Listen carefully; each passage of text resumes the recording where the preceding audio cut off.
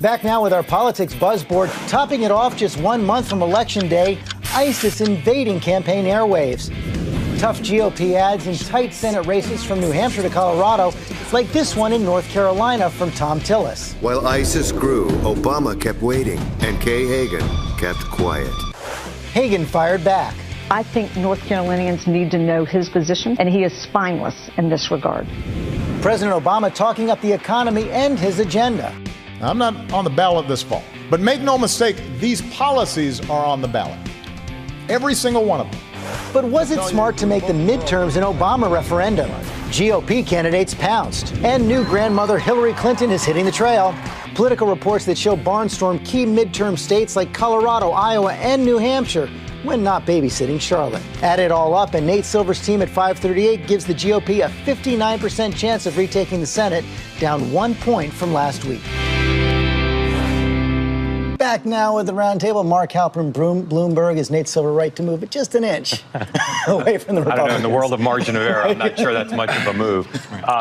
Right now, Democrats must change the electorate. And I think the reason you see President Obama injecting his economic record in, and you see him attacking Fox News in that same speech, is because they need to change the electorate. They need to get the coalition of the ascendant, the Obama voters who don't normally vote in the midterms, to vote in places like North Carolina and Iowa. Go race by race today. They've got 3 of the 6 in the bag. Republicans do. I think right now they would get the final 3. Kansas, though, is a huge problem for the Republicans. They may end up netting 5, even though they win 6. Pat Roberts not closing the gap there at all. Van Jones, I have to ask you this. I understand what Mark is saying about energizing the Obama electorate, but it did not seem like a wise move for the president to put his agenda front and center like that. Well, we've got to get our base going. The other thing, too, is that we can't let the Republicans get away with some of the stuff they're doing this week, just trying to bash Obama. Hey, government is always your enemy until you need a friend. This Ebola thing is the best argument you can make for the kind of government that we believe in. A year ago, Ted Cruz shut down America's government, shut down the CDC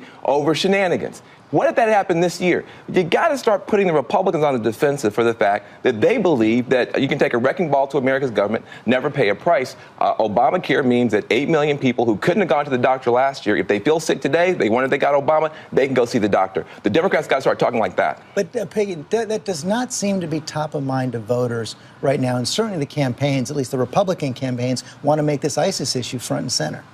Yeah, there's ISIS, there's a bunch of stuff. Look, the Republicans in some of the close cases have been very interested in hanging the past 6 years on their Democratic opponents. I think that the president meant to help his Democrats out in the field when he said in his speech the other night, I am not on the ballot, but my agenda is. Well, how many Republican senators moved forward and started saying, that's right, it's his agenda that we're voting on?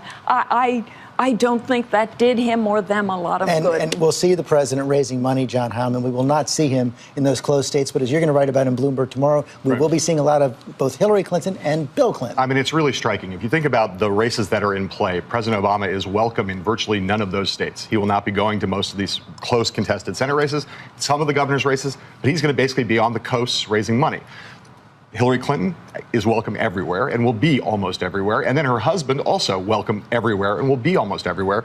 They can do things. The candidates want them there as a matter of persuasion, as a matter of getting out the vote. And I think it signifies a kind of big moment in the party because it is this, for the last 6 years, this has been Barack Obama's Democratic Party.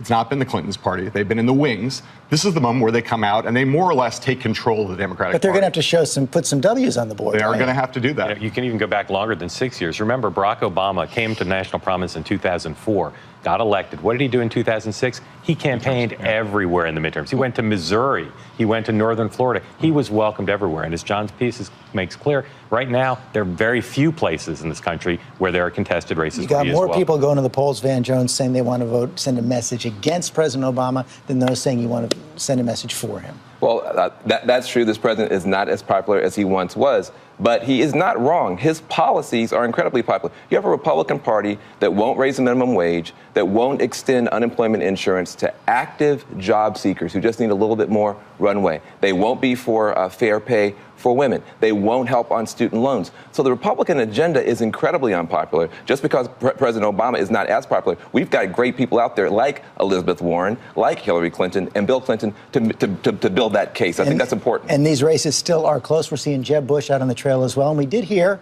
from his brother, the former president, this week. Yeah, I think he wants to be president. I think he'd be a great president. He understands what it's like to be president for not only the person running or serving, plus family. He's seen his dad. He's seen his brother. So You're talking about somebody who can't be seen anywhere. That's somebody who can't be seen anywhere. That's the president. He's not going to go out there. In the Dallas suburbs. A lot of nudging of Jeb Bush. He seems to be holding back a little bit. This was the first time the interview with former President George W. Bush that I thought, geez, maybe Jeb is going to go forward. I had been feeling his ambivalence. May I say then, I think the story of next month's election is on the Republican side. The past 6 years didn't work. And on the Democratic side, we're not sure the past 6 years worked. Let's look at Hillary and Bill. That, I think, is the under meaning of all of it. You guys nodding your head when Peggy was talking about Jeb. Well, they're polite. I've got a piece. John's writing about the Clintons. I've got a piece about Jeb coming, about where he stands. And it's funny, this week he was out impressing people on the campaign trail, raising money. There are those who say he's definitely in. I had 3 calls from people this week saying he's in. And there are people saying there's no way he's running because of 3 generations of Bush women. The reality is, it's both more simple and more complicated.